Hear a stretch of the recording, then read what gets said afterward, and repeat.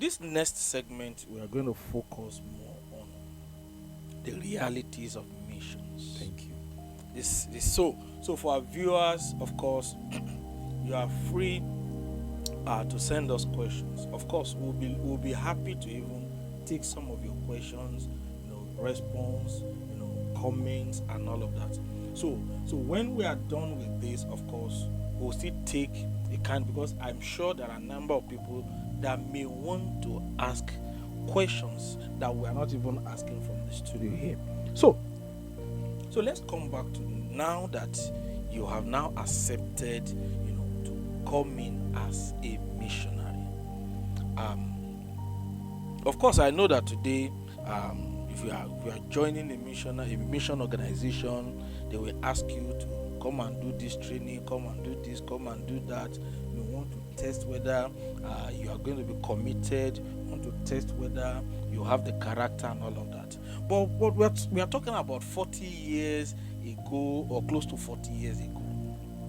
So was it that the moment you got your convictions, you just pack your bag and you just went to see him, and see him just say, oh, thank God, we have been looking for people like you, and they just send you to one state to just go and be doing something? Or what was the mode of entry into the ministry through Children Evangelism Ministry even back then? Yes, sir. Thank you so much. Sincerely speaking, it wasn't it wasn't a common entrance. I don't know what is common in entrance actually. When I was in Jos, and I told you that everything collapsed, and I decided to say, God, here I come. Here I am. It's like it's as if God was saying, okay, now that you have come, let's see what you can do. However, I have undergone the basic course training. Okay. I didn't do it at the university, but when I got to Maiduguri in 1987, wow, I did it. Wow. And then I've already known some of the things. But when I now gave myself into full-time mission work, which was December 1, 1989. Wow. December 1, 1989. That was when you became a full-time missionary with Children Evangelism Ministry. The date again, sir? December 1st, 1989. I'm sure some people will be scratching their head. Which year is that? So where were you that time? You can let us know in the comment section also. Please continue, sir. So actually there was a coordinator of CEM. CEM was already in Plateau, and there is a coordinator, Uncle Daniel Adamu, and their wife. They were nurses in Jankwanu Evangel Hospital. Very committed couple, and there were people who were there. And I just said, in fact, they themselves were looking for me. They heard something about me because our late vice president, evangelist, that is Daddy Chris Ejimofo, had told them that the coordinator in Borno said that there is a CM, somebody who can do children something. I was the secretary to CM in Borno State. Wow. He said he had come to Jos, but I was hiding. I didn't want. So when I finally came, they said, so Bro Charles, why are you hiding? That all of us knew. It's not that we didn't want to force you. All of us knew that you are supposed to be a full-time. I said, even me, I know about it. But I was looking at my family and looking at my background. I said, okay, you are welcome. So you go. Actually, you will start from being an administrative secretary. Okay, so meaning that you did all of that before coming into the ministry full-time, or it was at the point of coming into the ministry full-time, you were now posted to Plateau State, or your training began in Plateau State? My training, actually, will I use the word, my training as a full-time began in the ministry, in the CM Plateau, with especially Okudan Adamu taking me through and helping me and telling me what it entails to actually be a missionary. They were not full-time missionaries themselves, but I was there trying to see what I can. Will I say, how shall we say, Jani Jaka? It's like push me, I push you. Something will work. Let's test and see. Let's test this idea. So those ideas were coming, and then there were no, will I say, school of mission for CEM. Then for any one of us to say, okay, since you want to know, because the only thing that was existing then was the basic course, and then there was also the introduction of what we call SALT, Special Advanced Leadership Training, SALT. But me, that I don't know basic, how will I be going for advanced? So we just I was learning on the job, and that is what made me, and I was an administrative secretary working under the coordinator, and then there were some establishment like the board of patrons. There was ESCO that was already there in the Plateau, and then I only just joined as a member. So I was the central figure, so to say. And to God be the glory, with the little idea, or will I say the little things I know, I was just bringing in my own input, and God was helping all of us to move forward. So we can say that your training began from Plateau State. Yes, sir. And then the whole thing progressed. Yes, sir. All right, so let's talk about your first posting after your missionary training. Where was your first mission field assignment? Your first posting? I don't know how to use that, because CEM is unique. When I got into the work itself, I don't know whether I want to say that was my posting. So it is like the work is now in your hand. So I sat there. So you started I started from there, and Jos? I spent, yes, I actually spent about 10 years. Wow.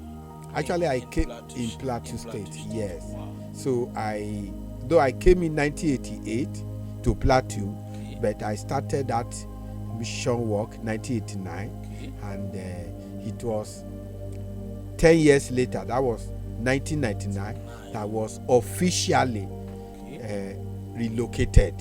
Then it was a time for general posting of missionaries of CEM.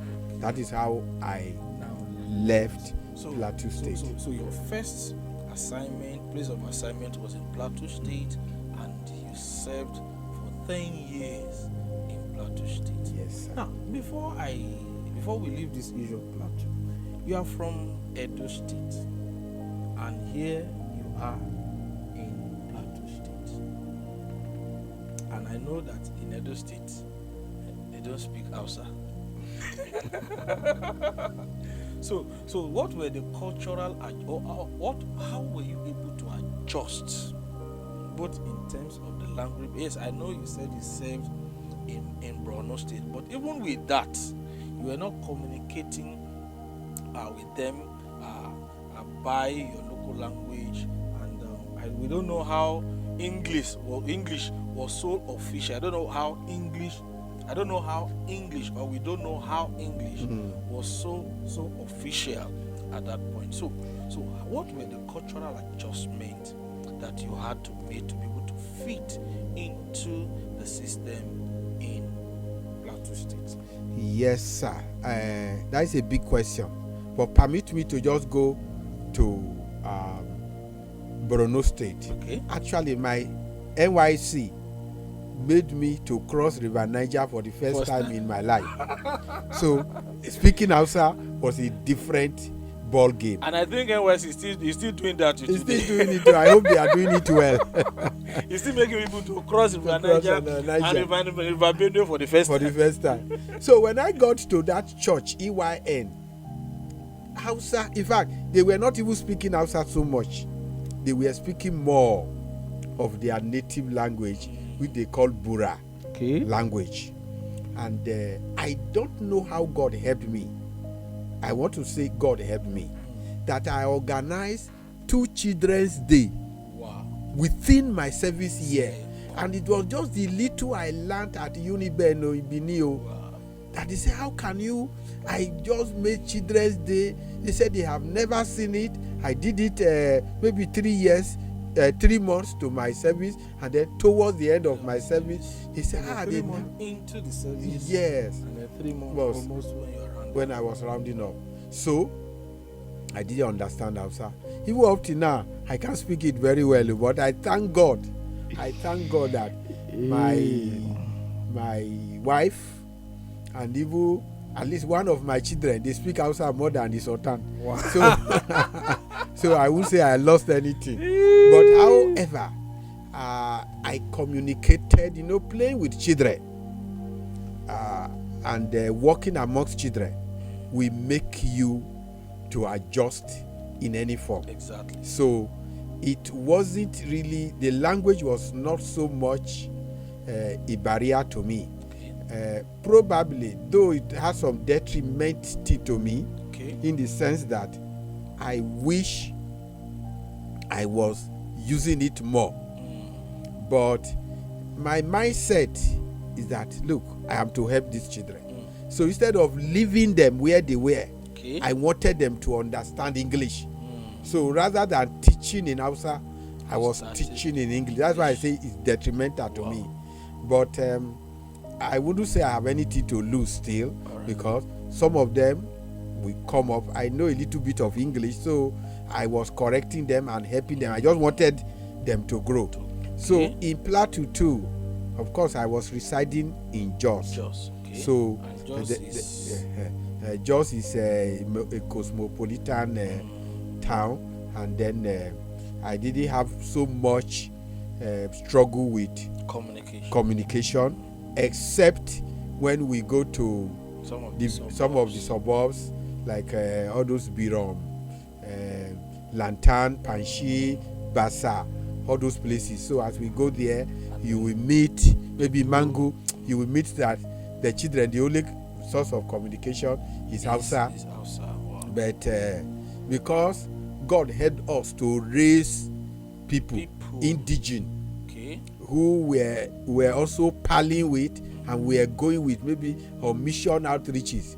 So maybe I was hiding under them, just to. By the time I speak my English, they speak their Hausa, and the thing is done. All right. So let's come back to your 10 years again in Plateau as a young person. How did you survive? You were not working. CM was not paying, and here are you in a place where you are just all by yourself, and the only thing you were holding on to was God's instruction. Do this. So in terms of surviving, feeding yourself, clothing yourself, and all of that, how did you survive? That's a great question, but I know for sure, like the scripture says, there's no one who serves with God that will suffer. If there was one thing that I was crying and was telling God, I don't want to work full time, was that how will my parents live? I was not even thinking of yourself about my survivor. But as God will have it,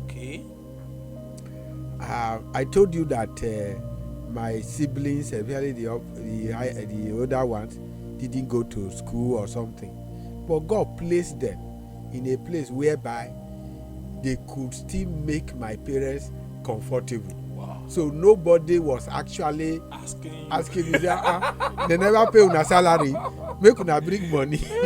So it was like God covered it for me. Wow. Wow. So, but that did not stop me from still being a good child. Okay. Whenever I travel, I will still get some things for them, and so basically God was taking care of me, making ways to meet your basic needs and all those ones. And most importantly, I just discovered that being a missionary also have so many advantages. Okay. And one of it is that God helped me to fix my mind there. So people will naturally come. Okay. Missionary, have you eaten today? So and sometimes I will just smile, and before you know, sometimes I wake up and we just see some noodles of rice or something by my door. No name, no tag on it. So God was really helping me, and then I think people were cooperating, but and I survived in the sense that those who were big people in that place, if I may use that word, saw me as their child that needs to be nurtured or be taken care of. So I survived.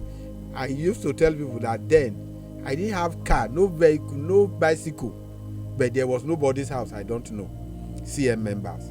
I kept visiting them, and those visits equally build a relationship that was regularly supplying my needs, so that they themselves, where they are to home, they can just send their child, say, go and give that missionary give him this one, and all those kind of things. All right. So this also still on this the first 10 years.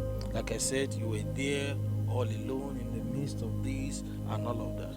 Were there times of discouragement, especially, like I said, this is the first 10 years that you almost felt like, let me just carry my bag and go? In fact, can I say that within those 2 years, I tender letter of resignation twice. Wow. It's something I would not want to go into. We are not going to the details today. And the 2 times God told me, where are you going to now? I said, I don't even know. He said, so if you don't know, then I can't guarantee you that I will follow you there, because here where you are, I am with you here.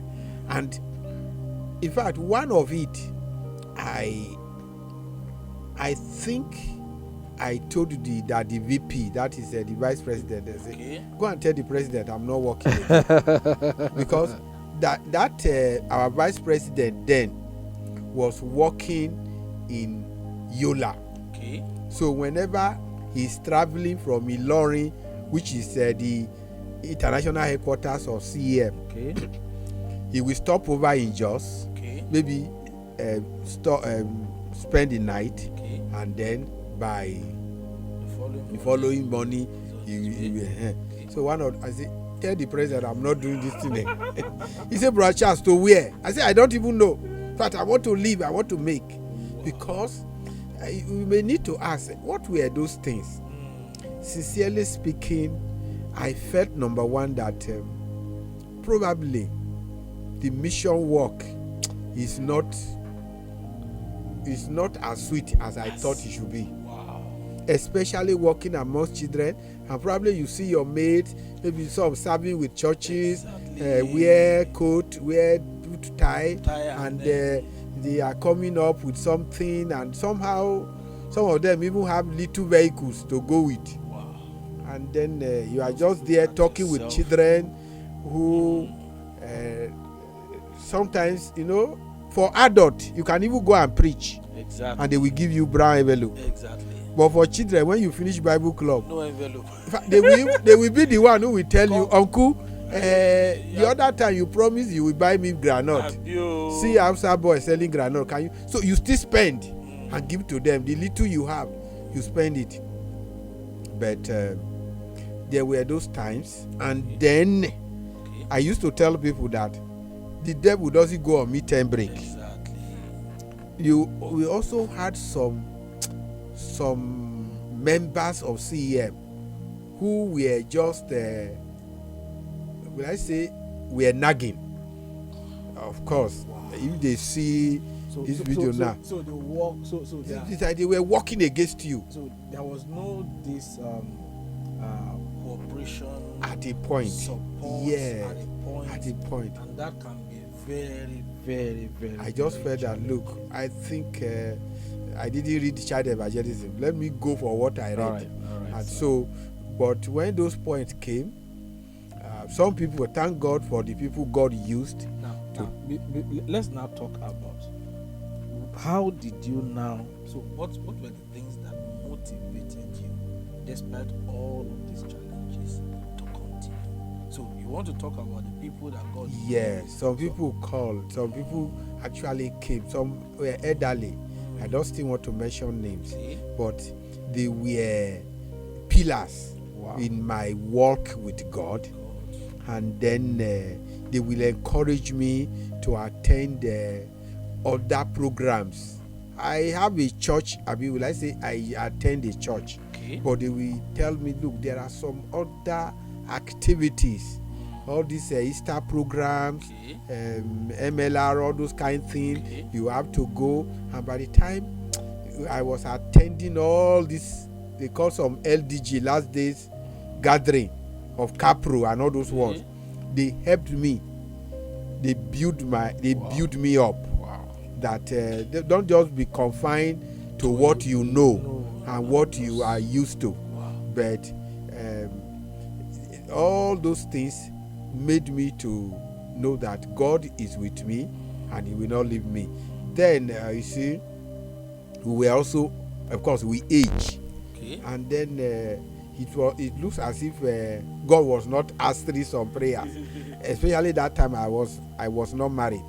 That was also a big issue in a situation whereby I don't know that this is a classified joke, where your younger brother's children fetch water for you to bath when you go to the village. That looks like that looks like a very big challenge. Exactly. And I said to God, where am I? What are you doing for me? But in all this, when I think I can remember when this issue came to me, that was when I was directed to read, and I can't forget it, Ecclesiastes chapter 3 verse 11. And I want to quote it the way I read it in my Bible. Different version may have different things, but it says, He makes all things beautiful in its time. ITS, not his time. I said, He said, when God want to give you your own, that thing will be beautiful at that period. So He makes all things beautiful in its time. And I dwell on that passage, and I just believe that my day of rejoicing is coming. And that is how God helped me. I'm sure quite a number of us are following up on all these discussions, and I know we are actually being blessed.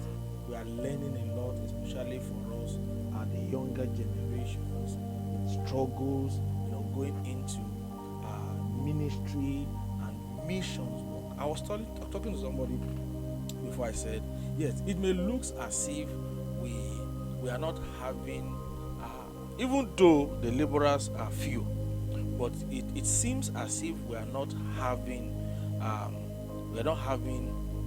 struggles in quotes in the aspect of having pastors and all of that. But there is a great need for active and viable young people engaging in mission work. Basically, what I'm just trying to say is that it's like we're having more of pastors and we're having less of missionaries. People who will just wake up and say, oh, I think the Lord is calling me to missions work. So it's becoming something that I know that through these interactions, God will definitely speak to you. Amen. God is going to touch your heart, and whatever seems to be the struggle, of course, the Lord is also going to give you a word of assurance, to know that irrespective of the storm, He's there with you and is going to weather the storm together with you. That you're not going to be